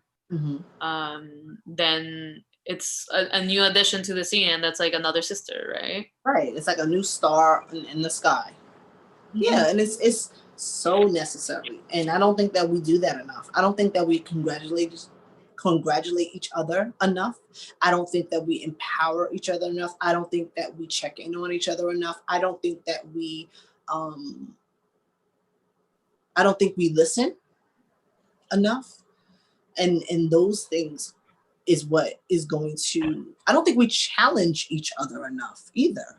I think that we kind of like, well, it was over for you. Like, I don't understand. Like, I think that, well, girl, it wasn't your night. You shouldn't have worn those tights. And it is what it is. But I think that all of those things are kind of lost. And those are the things that we need to, build on. Stay connected, especially because we crave that connection. Stay connected, because that's what now makes, even if your ballroom movement was just a blip in the span of ballroom, like literally nobody even remembers, like, because you were connected with all of these people, exactly. Those moments stand out so much in people's minds. Like, I remember, like, I am still like madly in love with people based on them like randomly helping me one time fix my shoe when I was trying to get dressed. Like, we're not even friends, but I will never forget that. Yeah. It was just that 1 second of caring. It's necessary. So tell us, how was that transition when the women scene ended and you kind of transitioned back to the mainstream, joined Mugler at some point? Can you fill in the blanks for me on that timeline? Okay, so now I'm a 007 in both scenes. And I decided, I ended the scene walking fashion. So my first category in women's scene, the first time I walked, it was best dress for under $100. So all of your accessories, your entire outfit had to cost less than $100, and you had to bring a receipt. That's actually fab. Yes, it was fab. Yeah, it was. Because I always spend more than the cash price is. Oh no, see, no. No, they wanted receipts. They were like saying your amounts. Yeah. It was a calculator. It was a thing. Tax was included. Yes, tax was included. Yes, it was. But I wound up like making most of my outfit. Right. And I think I think like head to toe with accessories, I was like at $76 or something. Wow. Yeah, but I mean, most of it was fabric, and it was so funny because the person I was walking against was like, "That doesn't count because she just bought fabric," and then matter of fact, Deshaun Longvin was the commentator, and he turns around and he goes, "Your whole outfit is made out of fabric," and it was so funny. I love Deshaun. Yeah, I love him. Another one, I knew him when he didn't Vogue, like when he couldn't Vogue. When it was sad. Oh, there's hope for everyone. Like, yes, and now he's like super amazing. Like, but that goes again to being determined to get to this. He was determined. It's like every time I saw him, that's what he was doing, was voguing and practicing. But anyway, so I ended on fashion categories and walking best dressed for the women's scene, and so now I'm a 007. I've left the house for personal reasons. What was I doing? Oh, right. So now I want to go back into mainstream. It had been a while. And I actually joined the House of Moulin first. That was my reintroduction into mainstream. And I had walked like Foot and Eye. Right. Yeah, I walked Foot and Eye twice. And I walked Best Dressed once. And they weren't, needless to say, we parted ways. I'll say that. So we parted ways, and I was determined to keep it going because I really wanted to get into the House of Moulin. Like I really did. That was like a aspiration for me. And then I did it. And once I left, I realized, and it's no shade to the House of Moulin, but I realized that I needed ballroom for me. And it wasn't about a house, and it wasn't about like this sense of family, because I feel like those who are new to ballroom are trying to find this pose moment. You know, they want pose ballroom, but I'm like, for me to be in ballroom almost 20 years or over 20 years, oh God, 20 years. Yeah, 20 years. I never had that pose moment. So if you were coming here looking to find that, you may never find it now. Like the world has significantly changed from the early 90s to now. So it's an accurate depiction of what was happening 20 years ago. Right. So, I mean, I know what my pose moments, my pose memories are, but they did not look like what was on the actual show. So, I realized that I needed ballroom. I needed the creative outlet. I needed the challenge. I needed the camaraderie. I needed my friends. I needed my community. I mean, like, I no longer identify as a lesbian. Yes. Yes, my husband is in the room. We've been, 6 years and going. But I realized that I still needed my community, because this is where I grew up. This is my family. This is my home. So I decided that I'm just going to be a 007. Like, I'm just going to be a 007. So right after my departure from the House of Moulin, I walked the latex ball like 2 weeks later. And that was supposed to be my like grand reveal for Milan, but whatever. And Selvin made a chant for me, and I was like so excited. Like I was so excited. There was a whole chant. I was like, oh my God, Selvin made a chant. So I was like super hyped. But it kept me going. And then I work in fashion, so that now I had a whole bunch of pieces, and now I can't wait to show off and play. And go dig it in my closet. Especially during the quarantine, I was like, I'm saving this for a ball. Right. Exactly. Ball, but I'm like saving different things. I'm like buying different labels, even whatever. Right. This is for a ball. Exactly. Premiere at a ball. Right. And the crazy thing is, like, for me, I like a lot of like grandeur. That's my thing. I like over the top. I love over the top. And I'm like, I cannot wear this gown on a Tuesday. Like, I cannot wear this gown to the bodega to go get a sandwich. Like, this is not going to be good. Like, I want a sandwich. Like, we're both hungry. But you couldn't wear that stuff, on a regular day. So I'm like, I want it. I'm like, well, I'm going to find a ball to wear it, know? Exactly. So, balls are kind of like the place where you kind of play with like. Yes, you can play dress up. It's like Halloween, but like every month. Right. But then I also, it's weird because walking fashion categories in different states, because that's what I did. Like, I wanted to like fully submerge myself into ballroom with fashion. So I would be scared to walk fashion in the States for sure. Why? I don't know. I walked like streetwear in the Kiki scene, but like, I don't know. I feel like they just have like, I don't know. They're just very fab.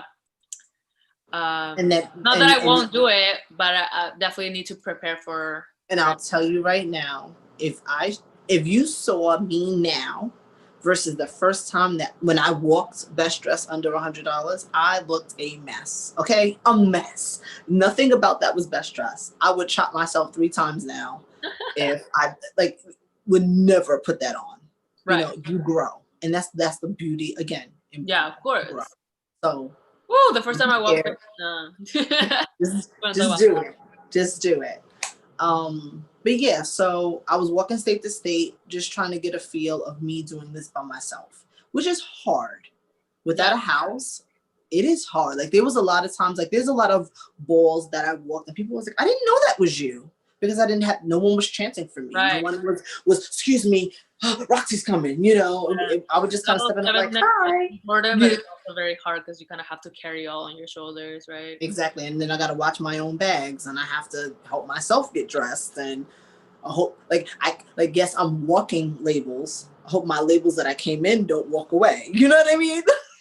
You know, I gotta hide things good, but I think that me being a 007 at that time also helped me kind of reconnect with all the people that I grew up with, because now I'm like, okay, well now I gotta hide my bags with the House of Revlon, and at this ball I'm gonna just stay with the you know, whoever, you know, and then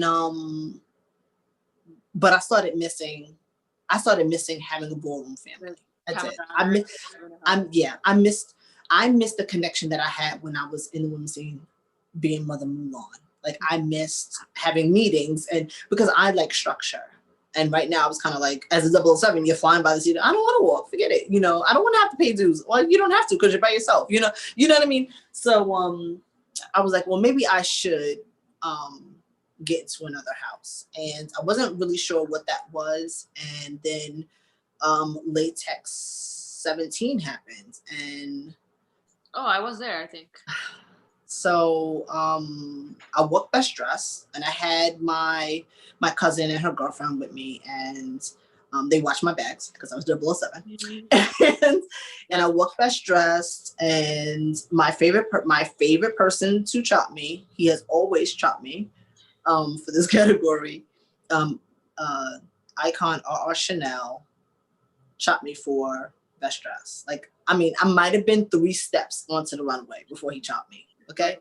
So, you know, I'm going to suck it up and go. And I felt beautiful, but in hindsight, maybe it wasn't all that. It wasn't anything like show stopping.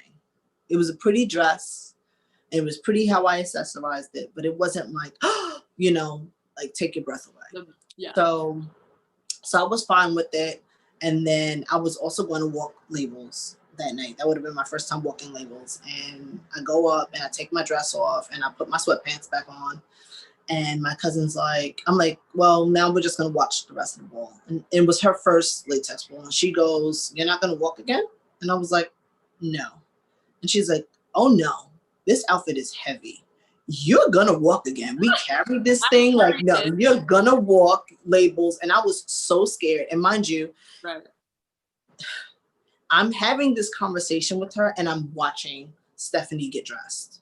Like, I'm watching the Stephanie get dressed. Right. So I know what she's wearing. And I'm like, my outfit is not going to win against this, you know? And I'm like, I don't know. That feeling. Right. And I'm like, I just got chopped, which is already embarrassing. Right. Right. And I'm like, but now I got to now battle this lady, like Mother Latex. Right. You know, I'm like, I don't know if this is going to happen, you know, but she was like, no, like you said, this is fun for you and you spent money on these pieces. Like you should get up there and do what you planned on doing. No regrets. Right. No regrets. But this is, again, why women need each other. Like, I guess she's family, but women need each other. Experience of someone, like, of your girlfriend being like, yes, bitch. Right. Fuck it up. Exactly.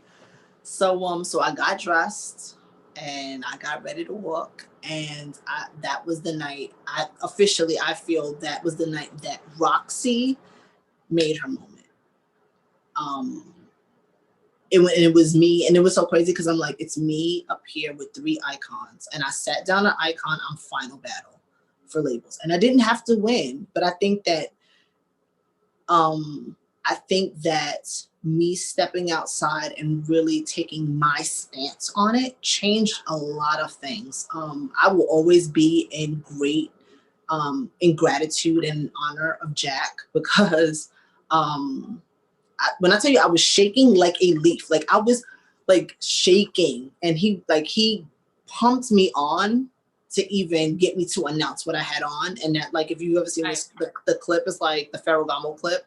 And all of that it was like this thing I had practiced in my head prior to walking. Right. And then I was scared to do it when he gave you the microphone, and then he got me hyped, and then I was like, okay, you're in the bathroom, and you're like, I'm gonna say, you know what I mean? Like, you're like, I'm gonna do this presentation, you know.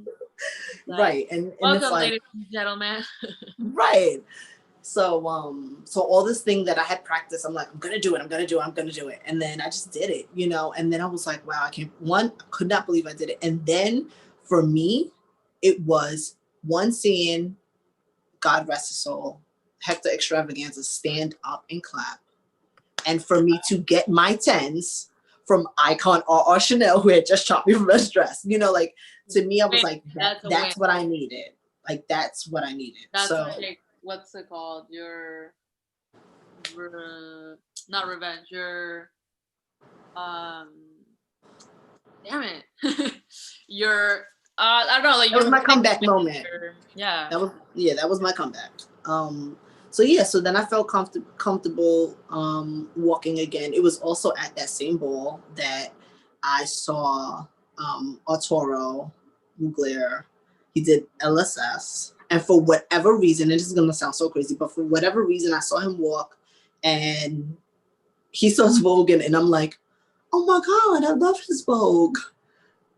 That's my best friend in my head. And I knew who he was, but I didn't like know who he was. Right. And I was like, that's my best friend in my head, because I just like the way he votes. And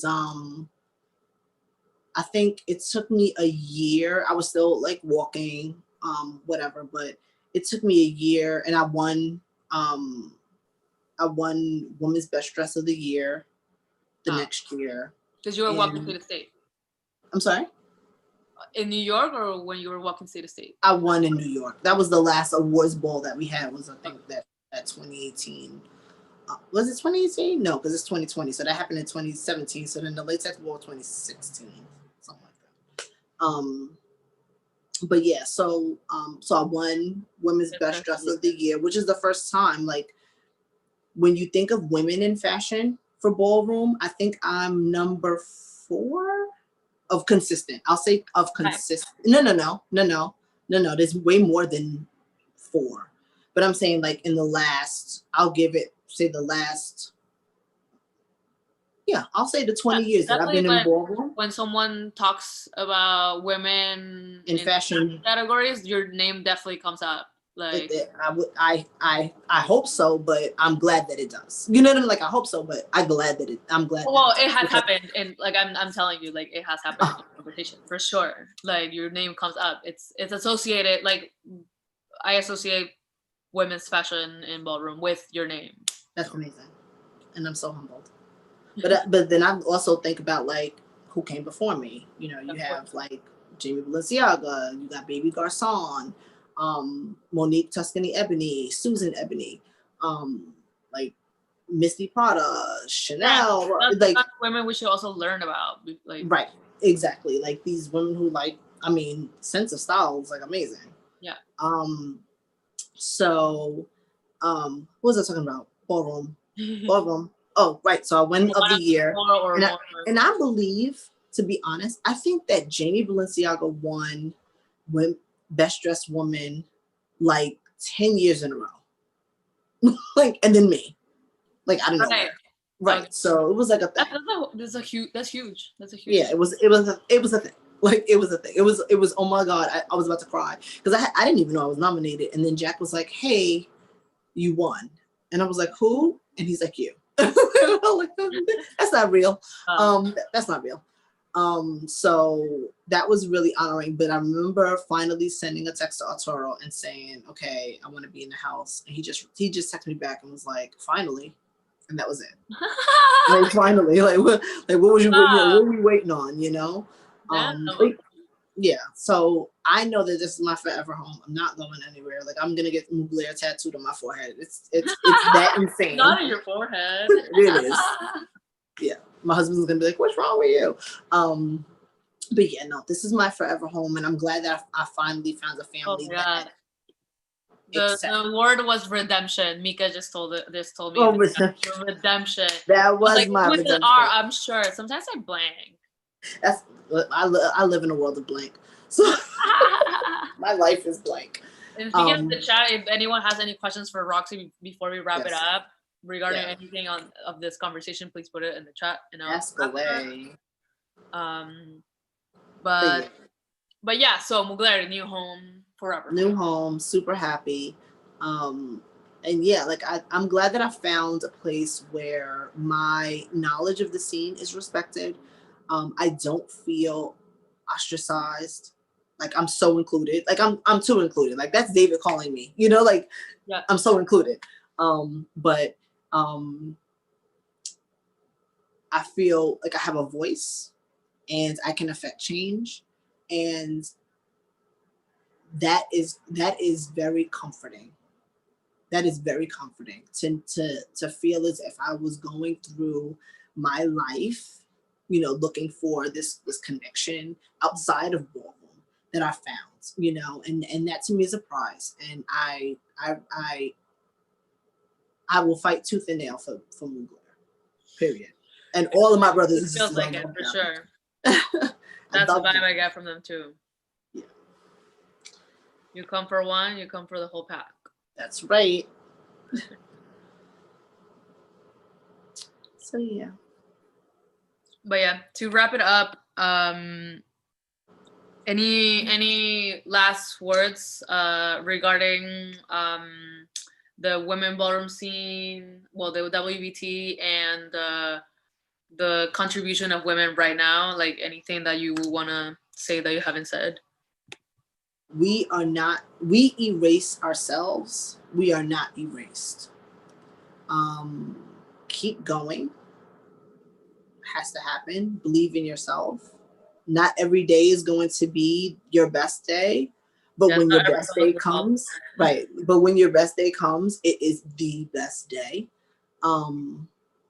Be open to growth, be open to change, be open to conflict, be open to challenges. And we need each other. Absolutely. We do. We need each other. Absolutely. The friendships, especially like the women friendships that I've made through ballroom, are very strong connections, like very close friends. Like they're like my sisters, but like for real, my sisters. Like more than like biological family. Like literally the way that we have connected through ballroom and like through our experiences, especially as queer women, because that's the women that I bond with more, obviously. Especially like them, like it's just like such a huge bond. And I'm like my closest friends are queer women in ballroom. Like if I have to like name my 5 closest friends, that's all queer women in ballroom. And like we found ourselves through ballroom. We've met at balls. Well, that's good. So yeah, I like if this was like an Amazon review, I'd be like 5 stars, would do it again, would recommend. Same here. I would do the same. Yeah. Twisted says period. Period. And Mika says amazing. Thank you for this, ladies. And like I actually thank everyone that's been interested and has been watching us for the past 2 hours. Oh my gosh, it's been 2 hours. Yeah. Tell stories. I'm sorry. No, it's okay. I enjoyed every bit of it. Okay. But yeah, like I think it's very much needed. I tuned in to a conversation that Pac Rat Lamban was doing with Spider and Candace and whatever. And there were different women of different orientations, different gender presentation. They were all part of ballroom. They all had their own stories, and like sometimes they felt different ways about different things, and like that's how like diverse women are also within ballroom. So that was a very interesting comment that lasted like 4 hours, and I was like, "Yo, my phone's gonna die," but because like they're also speaking about like the specific problems or hurdles for Black women in ballroom, which I got educated on. And like the comparison between like being like an international girl with more access and like to like traveling and like being able to walk more than the local girls and all the those things that are never really talked about. And like that was a very interesting conversation. So I definitely that definitely inspired me to like, yo, what about the women's scene? Like we definitely need to educate ourselves about that. So that's how kind of the idea came from. Yeah. So I really thank you for like being like an encyclopedia. Yes, that's how I feel. I'm an open book. I'm glad that I remember half of this stuff. But I want to thank you for asking me to be a part of this, because these are my memories again that I don't want to let die. So being able to tell them every chance I get is like a woohoo, you know. Yeah, it's like we have good memories, but at the same time we have to kind of make ourselves remember the things so that they just kind of like blur out. So yeah, memory is important. Ballroom is all about legacy and memory and history, right? So and the contribution of women seems very like not silent, but like something that could be talked up more for sure, because there have been wonderful women walkers in ballroom history, and it gets erased a bunch, not like in the moment of walking, but like just as things that get mentioned, kind of like women just kind of stay in like at the bottom of the list when things are mentioned historically, right? So actually, like, they even question the presence of women in ballroom, and like women have been there, right? So it's important to have these conversations, I feel. Agreed. And shameless plug on my shameless plug on my YouTube, which I don't know what it's called. I want to say it's called. I bet I'll put it on my page. If you're on my Facebook, I will plug it or whatever. But on my YouTube, I'll put it on the link on the event, on the Facebook event, if you send it to me. I can do that too. I have like albums of different categories, mainstream and in women's scene, WBT balls, that we walked, just so that you can kind of get a grasp of the wealth of people. Right. There's also another page, and I'll link that link on the event page as well, of like different resources and different clips of balls specifically to that scene that you can see. That's how if anybody's interested, peeped on your YouTube page for sure. But I definitely want to like look at it in more in depth, because definitely it's definitely inspiring, and there's always this like connection of like legacy, and like if like butch kids and femme queens have that every time that they walk, we should also honor those people, those talents, those that excellence, right? Yes. Well, if there's not any more questions, oh my god, a book would be so fab. Twisted says write a book. Oh my god, I would have to remember to write a book. I mean, it's a whole, well, if you're into organizations, that's a perfect project to prove your organization skills. Right, but then, well, I would have to like take some time off from Mugler. Probably won't agree with that. It would have to be like an audio book or something where I'm just like talking. Yeah, you need a transcriber or something. Right. It could be arranged probably. I mean, not right now, but maybe in the future. That would be a cool project to have. Sometimes when you don't write your own history, then like it either gets forgotten or other people write it without having been there. Right. Which is not an accurate portrayal of what happened. So. Right. They're gonna paint me as too nice of a person. They're gonna be like, Roxy was so sweet. I'm like, Roxy was a bitch. Like, what are you so sweet. Well, she's so nice. I'm like, no, I'm not. I'm quite shady. Yeah, I don't know how you are when you kiki with your house members or whatever. Oh, other girls. This is me. This is me all the time. I'm nice to a fault. Yeah, I don't know if I'm nice to a fault, but I can definitely I definitely feel like you're very receptive and very a very great storyteller and educator right now. Thank you. I appreciate that. Well, and there's like no other more comments in the chat, so I think, well, besides the book one. So I think that we could wrap it up, and thank you again for chatting with me, and we'll post the links to your YouTube channel on the Facebook event so that everyone can like take a look and go through the archives. That's what it is. But thank you for having me, and I'm so excited. I feel like maybe I'm really hoping that this and my crazy opinions, and please put them on me and don't judge a scene. Again, don't judge a scene based on my opinions. But I hope that this conversation sort of excites a new generation of people who want to, join and feel involved. I definitely want more fab women, especially queer women in ballroom. Oh, especially the queer ones. Oh, got it. For sure. I don't shit where I eat, and I love ballroom. Oh, so I don't do that. I just meet as like competition, as sisters. Okay. All that. For the sisterhood. Not the mixy stuff. Yeah. The mixy stuff. Unless there's a really cute one. Okay. But like, no, I mean it in like a competition mindset and like a strategy, but also sisterhood mindset. Got it. Okay. All right. Okay, so nice to a fault, but I love everything about you. Twisted is so nice. Yes. Yeah. He loves you down, I can tell. I love him. I love him too. Anyway, so grab something to eat.